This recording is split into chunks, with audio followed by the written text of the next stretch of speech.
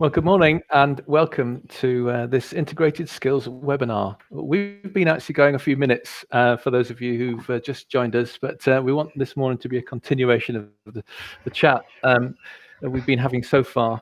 We're talking today about what is, I think, maybe quite a plain sounding topic, but actually has generated an awful lot of interest, and the number of people who've signed up for the webinar and the number of you who've joined us shows me that actually the topic that we're covering today is of real interest.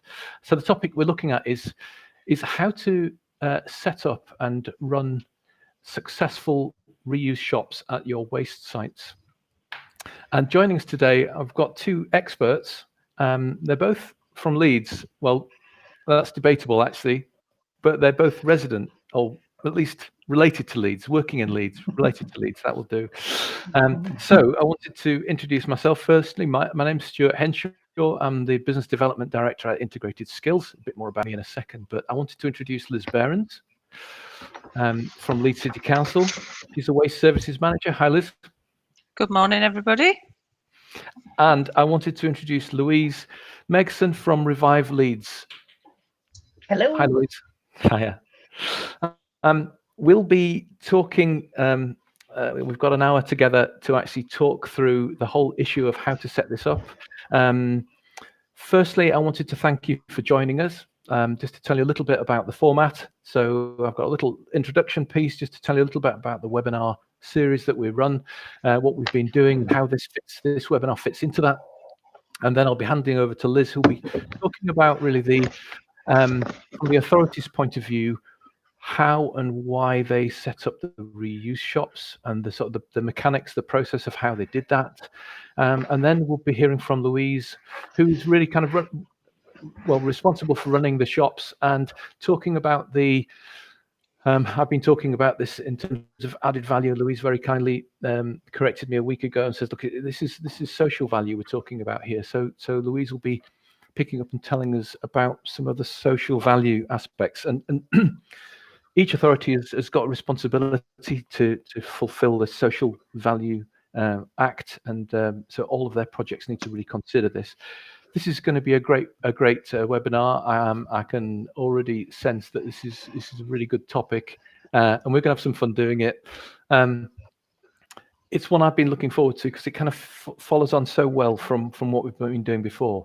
Let me just quickly drop into a few slides, which I'll just talk us through. A little bit about myself. In case you're wondering who this guy is, it's helpful just to introduce myself. So my background is working in waste. I've been working in the waste resources industry. So it's never quite become natural yet to call it the resources industry, and hopefully it will become much more easy to refer to it as the resources industry as we go along. I've worked 3 years in an environmental charity, 15 years managing local authority waste and environmental services, all of those glamorous things. 13 years since then in waste management consultancy, and I work for Integrated Skills, and our particular thing is route optimization and consultancy. So I've probably managed over 100 of those type of projects to my name. Importantly, my contact details, and increasingly importantly for all of us, our social media. So there's my LinkedIn contacts and Twitter. Please get in touch and let's join up. That's where I publish a lot of the information about upcoming webinars. A little bit about Integrated Skills, just to sort of fill you in on where we're coming from as a company. We're effectively a waste IT company, and we're interested, really, our main interest is really improving local authority services, particularly waste and environmental services, in two ways. One is improving performance, trying to get more out of the same resource, and in recent years, we've become more interested in helping authorities improve service quality. So mainly by improving transparency, so everyone can see what's planned, what's supposed to be done, did it get done, why didn't it get done, etc., etc. And there's a diagram for how this all fits together, which I won't go through now, but just to say that that's our background. And 18 months ago, we ran a national conference to which in a UK central location, to which only I think 25 people attended, just because of the restrictions of getting from different parts of the UK these days from a local authority point of view. So we started this webinar series. I was just looking back the other day at the topics that we've covered over the last 18 months, which are things like the government's resources strategy, a one-year review with Victoria Hutchins, engaging the public in recycling. That was Hubbub, who led that. We've run a masterclass on waste composition analysis, which was one of the other work areas that we do. We thought about the benefits of connected technology, so linking everything up from planning all the way through to delivery and back office, and including the customer services. We looked at overcoming resistance to new technology with Dr. Susie Hamlin, who's actually based in Leeds. This is a Leeds Fest. We also looked at local government service approaches with Paul Frith. And then we've had a couple of webinars which have kind of been driven by the COVID situation. So we had a briefing from Sarah Jane Widdowson on the type of things that local authorities ought to really be thinking about. The latest thinking on how to run waste services in the pandemic. And then we had Paul Jones from Northumberland, who joined us to actually talk about how they opened their waste and recycling site, which was really interesting and very well attended. So most recently we had Brian Main, who many of you might know, who writes on circular economy, and we were discussing what every waste manager should know about circular economy. And the whole thing about circular economy is that it's been on conference agendas for a number of years now. And my question to Brian was, okay, so what's the difference? What change has it made? And it was really fascinating to hear how actually circular economy is starting to impact. And particularly we looked at how it's impacted in Wales and how they've been changing policy at a very high level to include circular economy thinking. One of the interesting things that we picked up from the conversation with Brian was the role of waste managers in circular economy, and we went on to write an article which we published in a couple of places on this whole thing of the waste manager's role in circular economy. And as we were looking at that, there's a whole range of things that waste managers can do, but actually one of the important things that we concluded was who else in the local authority is going to start asking the awkward questions about what waste services are provided. So rather than the waste manager just being a kind of agnostic logistics expert, moving materials A, B, and C from point X to point Y, to become the sort of person who's saying, well, actually, should we be collecting this material? Is it in the overall environmental benefit to be moving this material? Should we even be collecting it? Are there better things that we should be doing with it? So this whole theme of environmental and waste managers being the people who ask the questions is interesting. I'll come back to that. Just a quick kind of getting this all up to speed. This is one of many waste hierarchy diagrams, and this is credit here to Sustainable Hackney for this one. So they've put right at the top the whole idea of rethinking and redesigning products, and then reducing our purchasing of products, changing our buying habits, and then we get to reuse, which I'm just sure we're all aware of, but just to make the point, is above recycling and certainly above disposal. And on the theme of waste hierarchies, I put this I call it vague. It is a waste hierarchy, but it's a piece of work by Sarah Lazarovich, who's an artist from Canada, and she's put together this hierarchy, and I think I like it because she calls it the bierarchy of needs, and so she actually talks about the book that I've got there, which is a bunch of pretty things I did not buy, is actually her book that she wrote, which includes a chapter on how she spent a year actually not buying any clothes, and actually got involved in make thrift, buying from charity shops, as we would call it, swapping, borrowing, and using what you have. So I thought it'd be quite fun actually just to ask you, Liz and Louise, how you might cope with that kind of challenge to not buy any new clothes for a year. Liz, how would you cope, you reckon? I have been thinking about this for a while. Trying to reduce the amount of clothes that I buy. I do try to buy better quality, and a lot of my clothes maybe are 10 to 15 years old, some of them, and they last longer. And I do also buy second hand as well, which I think, kind of offsets, buying new. I think it will be quite a challenge to actually not buy a single item, I have to say. I think there would be, certain things that I might have to get, although try my best not to. What about you, Louise? I don't think I could do it, to be fair. I'm not a fashionista or anything, and I do have a wardrobe that has been with me for 10 years, and it's all one colour black in the main.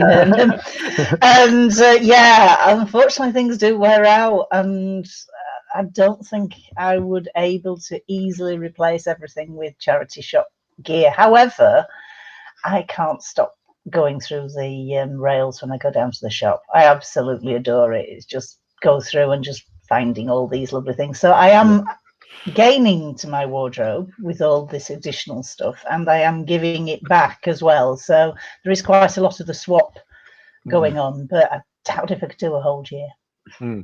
Well, thanks for that. Just to say that I am actually both a user and a customer of the reuse shops in Leeds, where we've bought some really nice things, and actually we use it quite a lot. So it's kind of it's a local interest as well as an interesting project for today.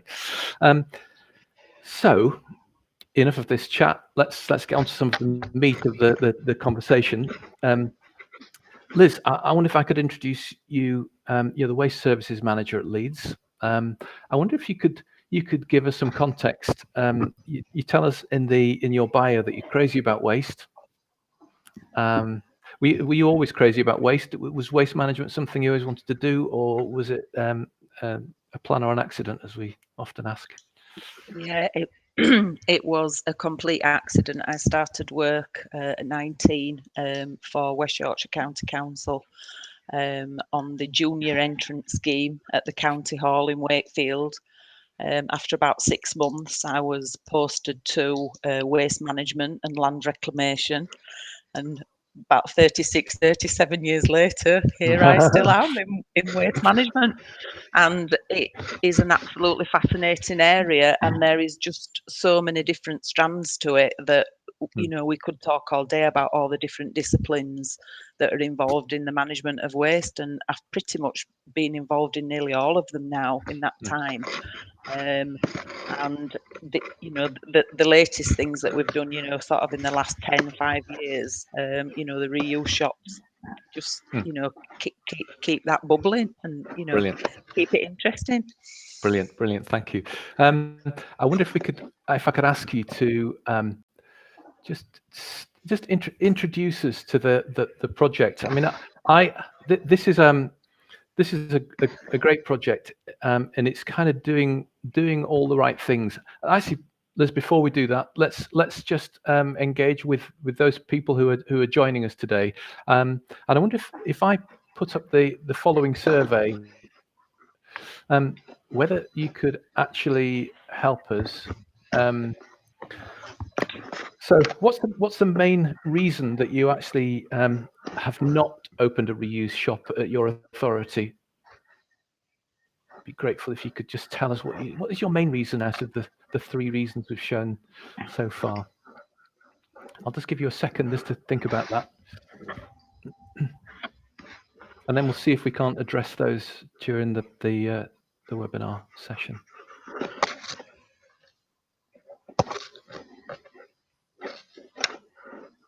Challenging question. I know there's all sorts of things going on, all sorts of considerations, but this is just a rough gives us a rough feel for which are the priority issues that we need to touch on.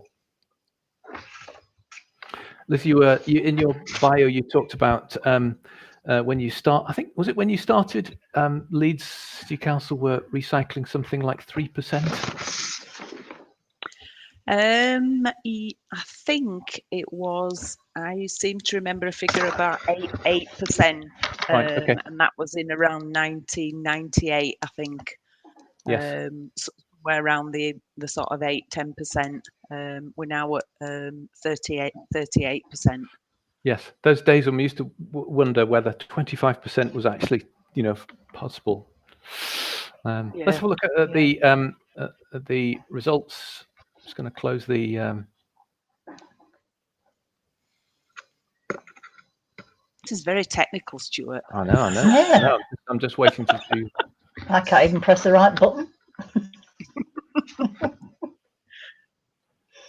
Okay, I'm gonna come back to that and show us it later. While Liz, you're speaking. So, Liz, I'll hand over to you. You're Okay. in control, and if you wouldn't mind just talking us through the project from your point of view, from the City Council's point of view, as the project sponsor. Right. So that's a picture of the first reuse shop that we opened up at Seacroft, just to whet your appetite. Stuart's already introduced us, so I'll skip that one.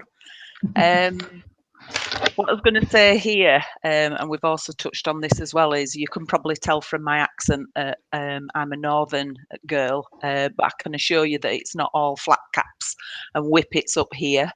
And we do know a thing or two about the best places to grab a bargain. In fact, one of the best loved brands started life in Leeds, on Leeds City Market, which was obviously Marks and Spencer's. A little bit timely that with the job cuts they've announced this week, but anyway, so we thought, why don't we start our own success story and open a reuse shop at one of our household waste sites? And for myself and my manager at the time, just thinking about, introducing a bit of retail therapy into the job, I jumped at the chance. Just to give you some facts and figures there from Leeds. So in terms of our, sizes and authority, we handle last year just over 300,000 tonnes of domestic waste. So that's all the rubbish that we collect. All the services are in-house. And the recycling from the household waste sites, street litter, bulky waste collections, bottle banks, bring sites, etc. We're currently sending less than 2% to landfill because we're in the envious position that we've got an energy from waste facility. So all our general waste that can't be recycled goes there. So that is, we're already meeting the government targets there with that less than 2%, which is brilliant. In terms of our recycling rate, as I said, we're currently at 38%. And in terms of the reuse shops, they've provided us with around about 740 tonnes of reuse from those two shops, and that contributes some 0.63% to our overall recycling rate, which, as you can see, is quite small. And what we'll go on to talk about is one of the reasons behind wanting reuse is it wasn't so much for the recycling rate, it was for the social and community benefits that could also bring. So shop number 1 was originally conceived in around about 2005 while we were refurbishing the Seacroft household waste site. We've got some capital funding approved for that project, and as part of that we put forward a proposal to build a purpose-built reuse shop within that programme. It was very delayed, however, although we'd got exec board approval in about 2005, the 8-9 credit crunch came and our capital funding was reviewed by the council, across the piece. And we didn't get the money back into the programme until 2009, which we then went out to tender and started the actual building of the site, and then the shop finally opened in 2011. So as you can see, there's quite a long time scale there, but to get that 1.5 million that we needed back into capital programme was quite a challenge at the time, but we did get there. Liz, could I just ask you a question? Could I just ask Yep, you, sure. going back to the thinking? I mean, 2005 is quite a long time ago to actually have something like reuse prioritized in your strategy. So what was your what were your kind of influences on what was making you think about this as a potential project? Yeah, And you mentioned it's kind of the thing that some people are just thinking about now. So, you know, if we're talking 15 years ago, it was in your strategy. So tell us about your thoughts on that. we just published our strategy in 2005, and it was a 2005 to 2035. So it's a, you know, a long strategy, and we'd already and that was the, you know, the building blocks for the energy from waste plant that I talked about. That's what we were looking for there, to see waste as a resource. So in terms of an energy source, a renewable energy source, and also we wanted to see waste as a resource. And we knew that there were lots of things that were being thrown away on household waste sites that were reusable.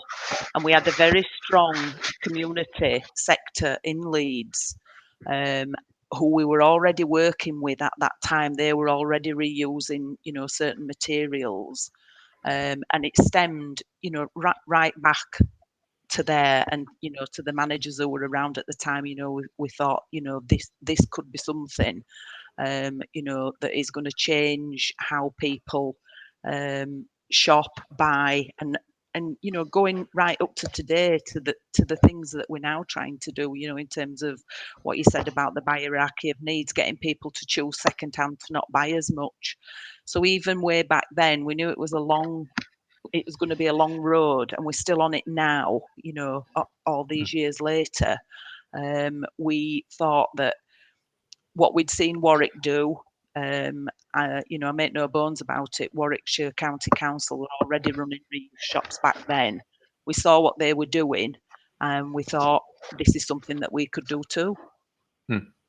Could I ask you, well, I'm interrupting, I might as well interrupt again, about, you know, I've had 15 years working in local government, running waste services, and for my kind of frustration at the time was the fact that elected members were maybe risk averse, and now I'm looking back on it and thinking, why on earth wouldn't you be risk averse if you were an elected member? There's kind of nothing but a potential disaster in something that you don't, you know, is high risk.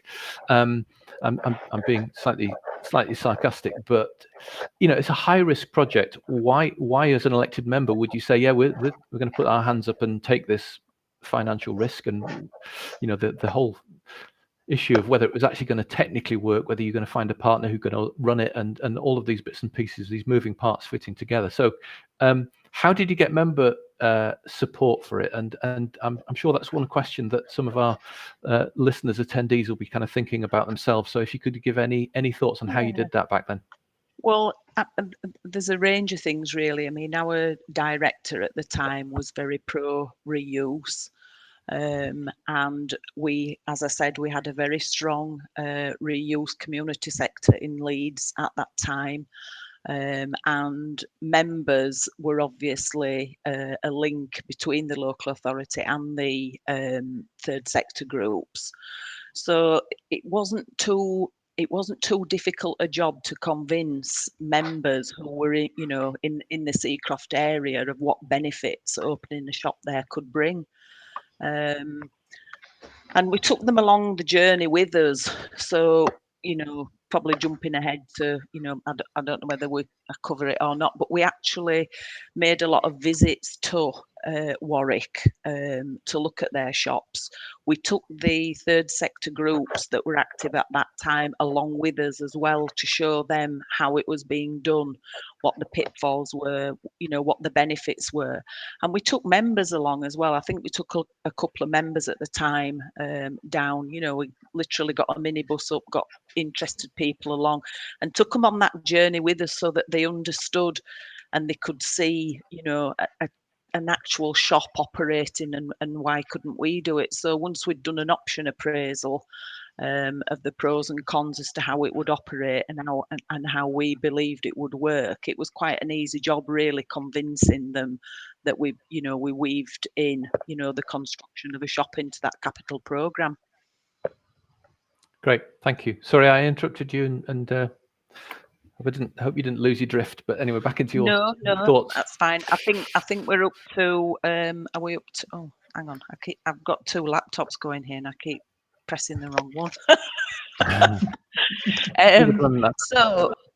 Once we'd obviously got the money back in the programme and the works contract, we'd gone out to tender and we knew that we were going to be building the shop, we had to sort of say to ourselves who would run the shop. And as I just mentioned, would it be Leeds running it? Would it be the private sector, or would it be the community sector?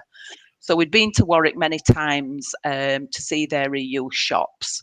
And we knew that it could work for us, but we wanted, as they had, we wanted to use the community sector for lots of reasons, because of better public perception. It wouldn't be the council running the shop making money. The profits would go back into the local community. Unfortunately, our procurement team thought similar, and they also thought a little bit outside the box. So rather than seeing it as a public contract, we realised that we could offer the opportunity to operate the shop to the third sector, and we could close that, so we didn't have to operate it we didn't have to offer it to the private sector. It fitted in with Leeds' Best Council plan, in that we work within Leeds with the community sector, to deliver benefits for the local community, keeping the Leeds pound in Leeds. So once we produced that option appraisal of how we wanted it to operate, it meant that we could just use the third sector.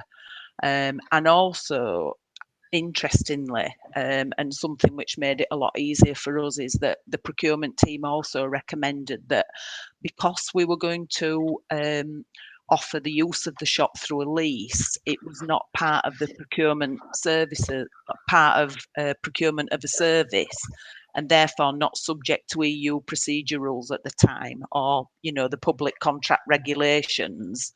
So that meant that it just simplified everything. So we offered a lease, and within that lease we had some operational requirements. We didn't know whether the lease would be 3 or 5 years, so we did some market testing to look at that. We said that we would seek a rental payment through that lease, which is a standard thing which our asset management people do all the time.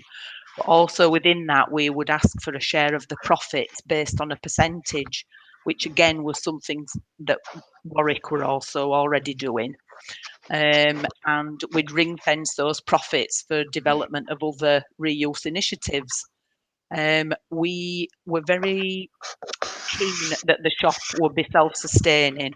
Once we'd put that building up, we didn't want it to cost us anything. So we were very keen to make sure that whoever took it on had a very strong business case and business plan, that we could vet, etc. So once we'd got all that in place, an agreement as to how it was going to operate, we did some soft market testing. So at that stage, that little picture that you can see there is something that we had drawn up by the design team who were doing the works contract, because it wasn't built at the time. The shop wasn't even built when we started the soft market testing. We asked a number of interested parties to come together at an event, and we invited people from local charities and also other national charities that were operating in Leeds, and I think we had about 16 different organisations attended that.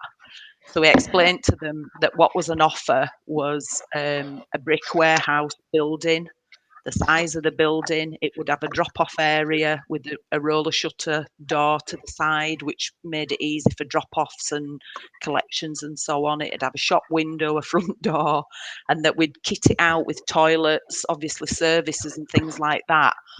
But any tenant that was going to take on the lease would be responsible for fitting it out inside, because we thought, well, we're not shopkeepers. We can't design this. Let's let the people that are going to operate it design it, because they're the ones who know the business and know what they're doing. So they would, install partition walls, shelving, whatever they felt that they needed. And, at that point, we'd already decided that we'd put separate services on so that they would pay their own bills, and it would be totally, self-sufficient effectively.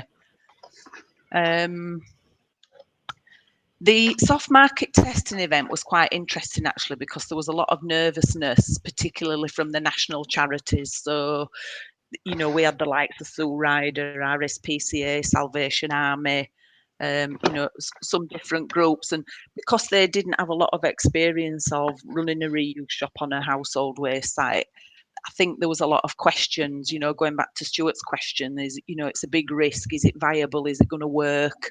And they weren't sure. But I think our local groups that, were part of the Leeds Furniture Recycling Network, I think they were more confident, that this could actually work. And quite a few of the groups came to the soft market event, but they actually pulled out. Some of the national ones, that they didn't actually put a bid in, for the lease at the end. We decided that we were going to contract out the lease out of the Landlord and Tenant Act as well, which was another safety net for the council, which meant that if after 5 years things weren't working, we could say, actually, this isn't working. We want our building back, and we're going to perhaps do something different with it. Maybe if we'd have needed it for an operational reason, or maybe just because it literally was losing money and wasn't working.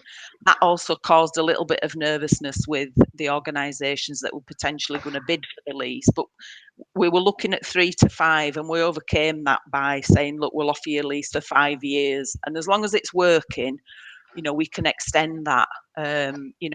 And we have a constant dialogue, to make sure that things are working. We explained at the soft market event how we were going to select the tenant, and there'd be, a couple of stages to that. So a pre-qualification questionnaire to make sure that people who were going to apply for it were suitable, that they were geared up appropriately, that they had the right, decision-making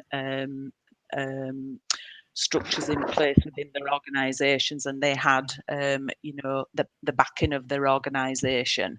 And that would then be followed by a lease application.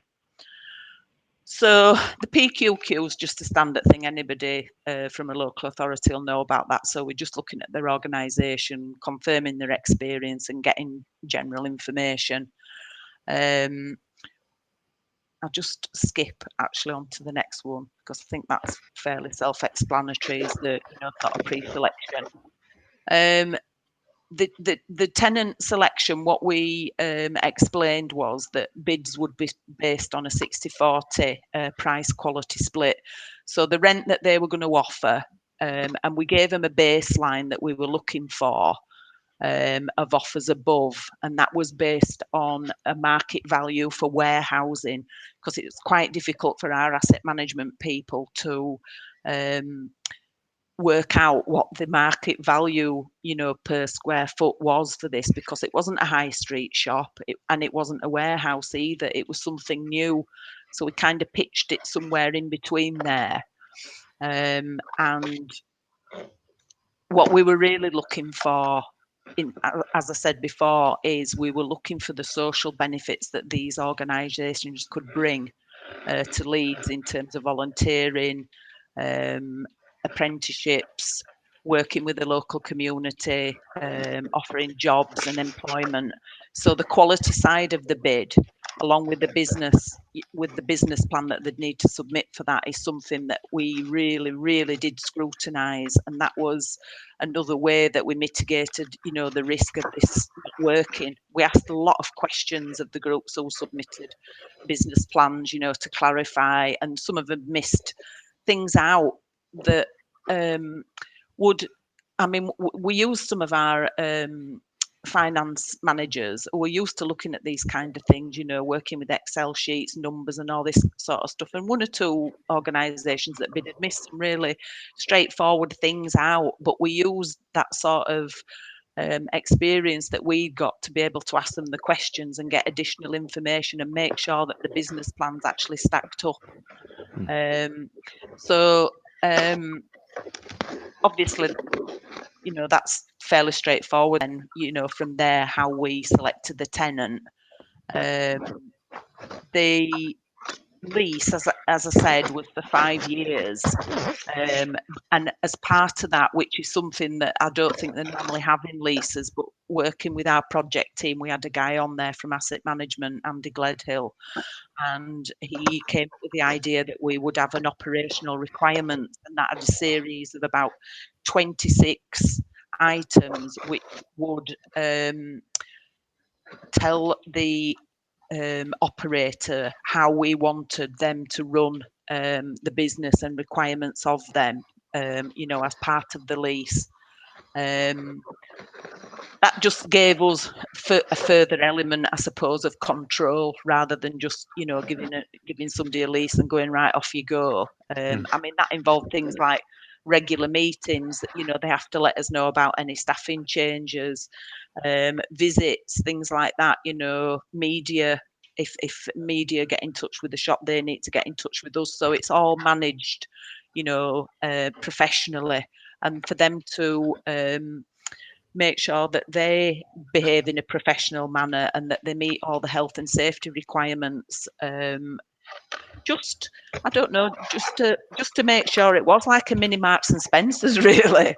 You know, we didn't want it to be some, you know, Steptoe and Son junkyard on one of our sites. We wanted it to be to a high standard, and it is, you know, and you know, the fact that it's still going and it's still so successful, which, you know, Louise will qualify, is, you know, a testament to that. So we have now got 2 shops. Shop construction costs included were included within the budget for the away site redevelopment. So the first one, obviously, we did at Seacroft. We did another one at Kirkstall, and again, that was a slightly bigger build and obviously more expensive. The shop's roughly the same size, but it cost us a lot more because of some of the ground conditions on the site were unfavourable, and we had a lot of piling work to do, so that it was much more expensive. But again, we were lucky in that we had that money in there within that capital programme to do it. And because we'd already done the shop at Seacroft, it was a no-brainer doing one at Kirkstall. Members are on board again. They can see, you know, the success of East Leeds, and so it was quite easy to get that one through, and it was on exactly the same basis. Both projects have given us, we'd normally be looking for capital payback within about 25 years, but we worked out, you know, from what we were going to get lease wise, that we were going to recoup that within at least 17 or 18 years. So it's just been just a massive success story, and you know, as I say, these 2 shops now they've even recovered from COVID, which, you know, Louise will tell you was, you know, a terrible shock when we had to close down completely when the House Away sites closed down, but they're back open again now, and Kirkstall has absolutely bounced back. Yeah, so Liz, thanks for that. That's a great overview. Great project, and we've kind of given the end of the story away, that it's been a brilliant success. But you mentioned in there, and you know, those of you listening in will realise actually this is a huge project, and to engage the third sector, charity sector, social enterprise. You were looking for a very professional standard. You were looking for a professional response. This is where, Louise, you come in. Could you say something about how you approach from Revive Leeds? You could perhaps just say a little bit about the origins and how you responded to the challenge and what the benefits have been involved in the project. Yeah, absolutely. Well, as Liz said, they're the council, we're the money makers. So it was time when we won the contracts in order to for them to sit back and us to sort of coin in the money. So I was just doing a basic calculation. Last year, the council actually took from Revive 128,000. So based on the 625,000, I think it cost, it actually should recoup within 6.5 years, certainly not the 18. But anyway, go back to a little bit of history for Revive Leeds. It was interesting because it was actually a setup between 3 organisations, not just one organisation. It was 3 charities came together. We had the partnership, which is Liz has mentioned, called the Leeds Furniture Reuse Group, and that was made up of 7 reuse organisations in Leeds back in the day. And 3 charities within that came together to form an independent CIC, Community Interest Company, and bid for the contract, which we successfully won. It took how many years for the council to build it, etc., and go through all the hoops and everything and get everybody on board. But we only had less than a year in order from the date that we won the contract in order to get in and start trading. So we were in on August 2012. We opened on a bank holiday Monday, which was wonderful. And we were absolutely floored by the public retail response from day one. So it was definitely something that we weren't disappointed in. So do I move on these slides or do you? I do it. Okay, there we go. So we had this wonderful success at Seacroft, which is the one that you've seen so far in the pictures. And that's what we call a destination store. And when we tendered for the second shop, which is at Kirkstall, we knew it was going to be a completely different animal because it's based on right adjacent to a retail site where we have Aldi and a lot of other big units down there. So we just knew it was going to be different. So we had some major challenges. We are retailers. We're not, whilst we have 3, or we had 3 charities, we now have 2 charities supporting us. We were set up as a retail organisation. So that's our expertise. The people that we employ are people who understand retail. It's not around being a charity shop in any shape or form. It's around how to do best retail. Who's moving me on? So the impacts we have on running 2 completely different retail units is mainly staff and volunteers, because the amount of staff that we need, we currently have around 30 staff between the 2 shops because of the size and the amount of trade that comes through the door, and plus the donations. Volunteers at the Kirkstall site is something that we really struggle with because of the amount of footfall we have there and the amount of donations that come in the door. Is pretty damn hard work. Seacroft, as being a destination store, has a real nice family environment, and it works really well up there. So we decided we're going to put our eBay shop up there. So we now run an eBay shop as well from the first store. Moving on, giving you some of our nice figures. These are the nice figures. So here we go, nearly 151,000 people come through the door. And those, when we call footfall, we call people who actually buy something. So there might be 1 or 2 people that pop in, but it's very rare anybody gets out the door without buying something. I have got 710 tons of reuse, so I don't know where Liz is getting her extra 40 tons from, but that's it per year.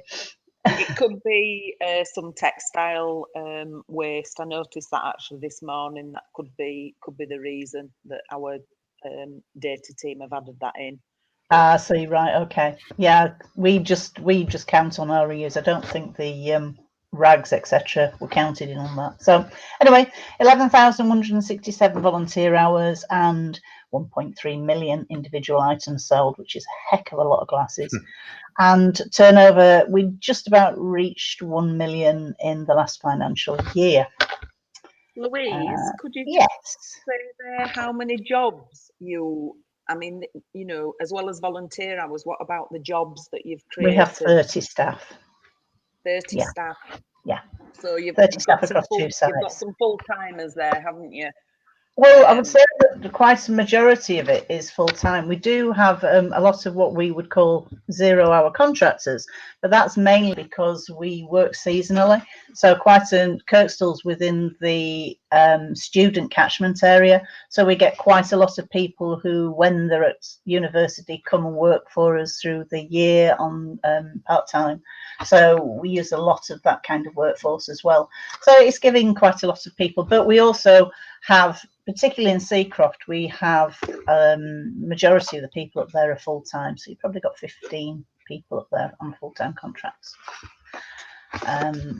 Next, where was I? Okay, so right, social benefits. This is right. So volunteers, it's a satisfying life-enhancing activity in its own right, but for others, it's a sort of step along the way to getting paid employment and getting off benefits. Revive does always, when it has a job come up, go straight to our volunteers first to find out if anybody is ready, willing and able to step up. And we just last week took on a lady who has a disabled son who comes with her every day, and she's been volunteering for 7 days a week for the last, since we opened actually, and she's just taken on a paid job this week. So it's definitely a step up for a lot of people. It's healthier and more active people in communities. Again, her lad, who he does have learning disabilities, he comes with her. He's like a workforce for us in his own right, and the health benefits he's had has been absolutely enormous for him. It also gives people a reason to get out of bed in the morning and come. In Seacroft, they give, they did just before COVID, every day, everybody had a cooked breakfast when they arrived. There was no lunch hour as such. Everybody had this big full mashings every day.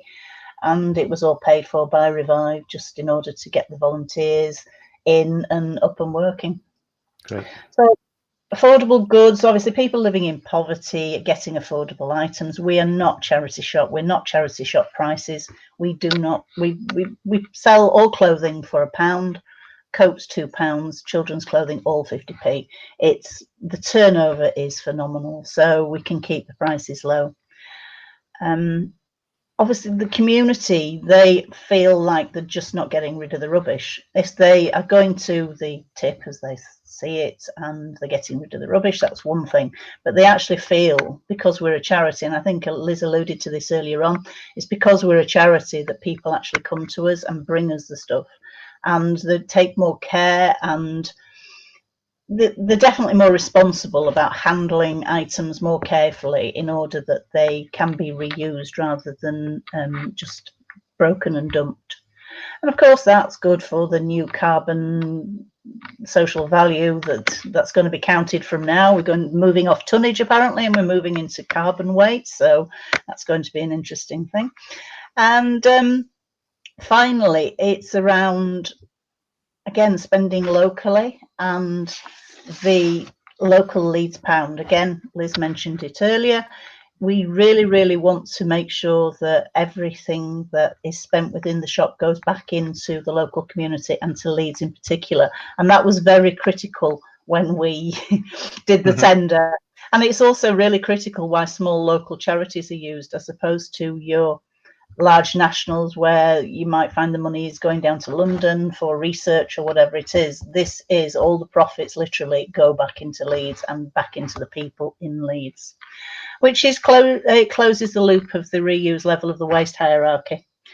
And I think that's about it for the benefits. Obviously, it's the big thing is the benefits. Oh yeah, where are we going next? We're hoping to further expand into West Yorkshire. That's as Revive Leeds. However, Revive Leeds is made up of, as I say, small local charities, or one, at least particularly one, which is only dedicated to Leeds and West Yorkshire. So therefore, while we're looking outside the area, one of our member charities has national scope. So the St Vincent de Paul Society is looking to replicate Revive, and with myself, because I'm a freelance consultant for my sins. So I'm looking at how we're going to spin this off nationally with the SVP. And I think Louise, that's thank me. you. That is so interesting, and thanks both of you for the insights you've had. Really appreciate everyone really getting involved in the chat, and thanks very much, Liz. You've been busy there. I wondered what those things were coming at me, and there were your fingers actually as you were typing the responses to the questions. But thanks. There's a few questions, and actually, in response to the poll earlier on, a number of people have just said it's about space. There's three important things for them: space, space, and space. Yeah. I think that's a really good question, and can I put that over to you, Liz, about your thoughts on that? Because just tell us a little bit about your thoughts on Leeds City Council and where you're thinking about going in the future. I totally understand the space issue. The two sites that we've got shops on were old, well, there still are transfer stations, so we've got lots of space there. We've still got 6 household waste sites. They all have a reused container at them, so just a shipping container that we fill up each week, and we have different charities that collect from there weekly.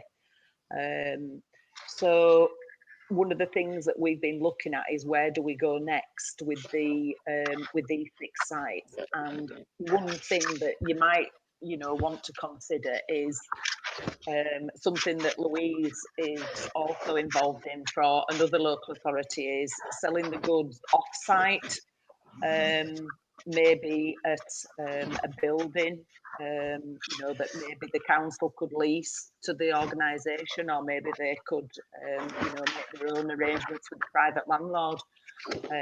So, I mean, there are options on site if everybody knows about pop-up shops. I think Ipswich have done that because we had some really good information from them, but there are limitations if you can only operate your shop from a small container at the site, the number of staff that you need to do that.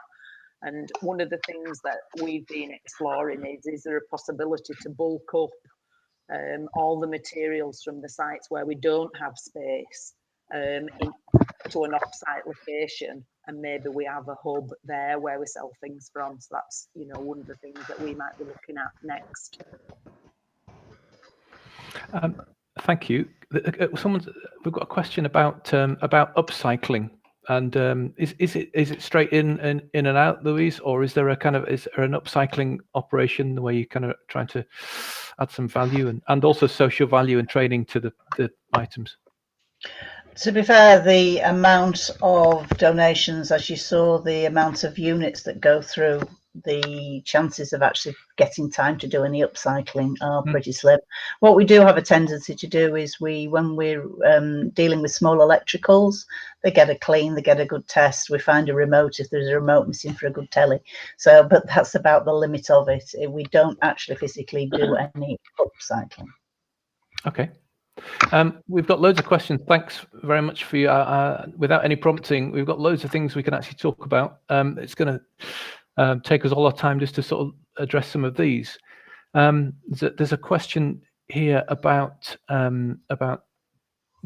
groups getting involved in the authority's bulky waste services. Is there a kind of link between the sites and bulky waste collections? The bulky waste collections in Leeds are still operated in-house. If there's any items that they pick up, they will drop it off at one of our sites if suitable. But the groups in Leeds, there's a number of groups that make collections, isn't there, Louise? Yeah. And that some of them are chargeable and some of them do it on a free of charge basis. So But the bulky waste call centre already links directly. So if somebody rings up for a bulky waste collection, they're immediately asked if it's reusable, and if it is reusable, they're diverted at that point to a charity. Okay, thank you.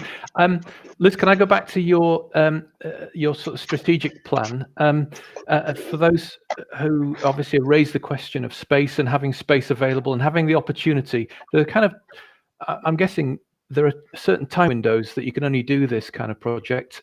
That both at Seacroft and Kirkstall, you were actually doing a site improvement program.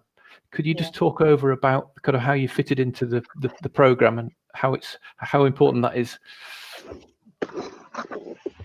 How we fitted the building to the... Yeah, I mean, there are critical points when people from other authorities ought to be kind of thinking about, I suppose is my point.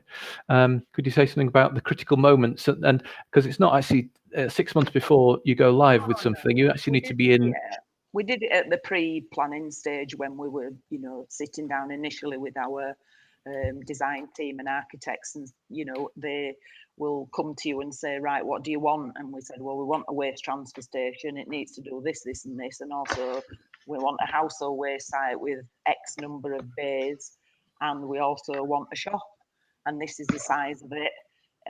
We need the shop to be at Kirkstall. We wanted it to be at the curbside opposite the local Aldi. So it is literally a high street shop. We're very lucky there that we've actually, it just looks like a shop, opposite McDonald's and next door to Aldi. And that was one of the prerequisites for the use of the land at Kirkstall. We had to have the shop next to the pavement so people could just walk in off the street. They weren't travelling over the waste site. It can operate whether the waste site is open or not. And it was all planned in from a very early stage, what our requirements were. And then it just, goes through the normal development process where plans are drawn up and then we obviously go out to tender. I think in both cases, we had to split off the cost of the build with the shop and without the shop. So in case, the funding was questionable and we might have to pull it out and just go with a programme without a shop. But luckily, we got it through in both cases. Excellent. Thank you.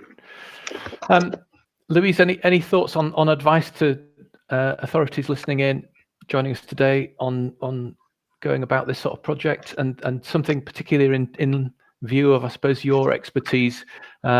How should people work with the third sector? How should they engage with them? The easiest thing to do is to find out if you have a local reuse partnership. I work with a national organisation called the Reuse Network, and they have hundreds of members all over the UK. And within that, if it's quite cheap actually, it's only £300 to buy in for the weights protocol, which will give any local authority the ability to record and monitor weights nationally. So it's not just like somebody's saying, oh yes, well an iron weighs that much. It's like it is proper protocol weights. So definitely get in contact with the National Reuse Network, and they'll be able to put you towards the organisations in your area. Alternatively, come and see me. As I say, we're going to be working nationally with the St Vincent de Paul Society, so we will be able to look at helping you, or possibly definitely tendering for any reuse shops that you'd be thinking of putting on your sites. Liz, any last thoughts, encouragement to people to whether to go for it or not? Well, come and see us. Come and visit if you can. Ask us any questions. That's absolutely not a problem. We've got lots of best practice. Warwick shared it with us initially, and we're happy to do that now. And if you need some of the information to back up your business cases, if you're putting forward proposals for funding and things like that, again, happy to share with you if that's helpful. Great, thank you. We'll make this recording available. We'll be sending it around. We'll be sending the slides around. Liz and Louise's details will be included in that package, so please do get in touch with them. Just final thoughts to sum up. We hope we've answered your concerns. We mentioned the 3 issues of risk, lack of funding, and lack of case studies. We hope we've actually addressed those 3. And for me, looking on this project, it seems like a no-brainer. And if I was still back in local authority, it'd be one of those things that I'd want to really do. So just to sum up, we've got a project here that diverts waste from landfill. It provides the right environmental message to people using the waste sites. Financially, we've seen that it covers its costs and more, and it fulfills social value. Our encouragement would be to actually get involved in the project, and please do let us know if you do that, and whether this webinar has been helpful in actually being a bit of a catalyst in making that happen. Would you believe we've had an hour and it's flown by? But can I thank you very much, Liz and Louise, for your time. Particularly, can I thank you for being so open and sharing your knowledge so freely. So I really appreciate that. Thank you to all of you for joining, and we look forward to seeing you again, speaking to you again in the near future. So thanks very much for joining us. Cheerio. Bye-bye. Thanks. Bye.